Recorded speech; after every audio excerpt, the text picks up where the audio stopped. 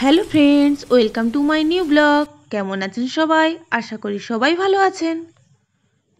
আর আজ আমি বাচ্চাদের জন্য একটা দারুণ ইন্টারেস্টিং ভিডিও নিয়ে চলে এসেছি। এখানে আমি বাচ্চাদের জন্য চরকি বানিয়ে দেখাবো, যার জন্য দরকার শুধুমাত্র একটা কাঠি ও একটা ছোট বোতল। আর এর জন্য আমি বোতলের মুখে এবং পিছনে একটা করে ফুটো করে নিয়েছি। সুতো দিয়ে টানার জন্য মাঝখানেও একটা ফুটো করে নিয়েছি। তো চলুন এবার কাঠিটা আমি বোতলের মধ্যে সেট করে নেব। কাঠিটা সেট হয়ে গেলে আমি সুতোটা ভিতর দিকে গলিয়ে কাঠিটার সাথে বেঁধে নেব। তো এখানে বলে রাখি, আপনারা যদি কাঠি খুঁজে না পান তাহলে আপনারা ঝেঁটা বা কুচি খাড়ি ব্যবহার করতে পারেন।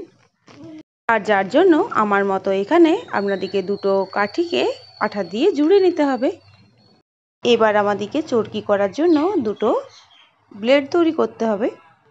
আর যার জন্য আমি পুরনো একটা ওষুধের খাপ নিয়েছি আর সেগুলোকে সরু সরু করে দুটোতে কেটে নিয়েছি। আর এখানে আমি চরকিটাকে রঙিন করার জন্য রঙিন পেপার নিয়ে এইগুলোকে তার গায়ে লাগিয়ে নিয়েছি। আপনারা চাইলে এখানে রং পেন্সিলের ব্যবহার করতে পারেন।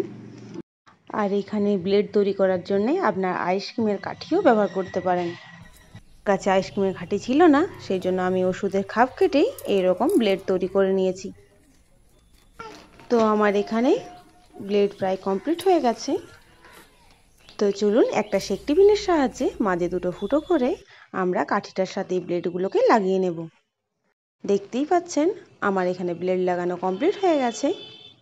তো চলুন এবার কাঠিটাকে সুতো দিয়ে ঘুরিয়ে নেওয়া যাক, যাতে পরবর্তীকালে আমরা চরকিটাকে ভালোভাবে ঘুরোতে পারি। আর এখানে উপরে ব্লেডগুলো যাতে খুলে না যায় সেই জন্য এখানে আঠা দিয়ে কোনো কিছু একটা মোটা জিনিস দিয়ে দেবেন, যাতে ব্লেডগুলো খুলে না যায়।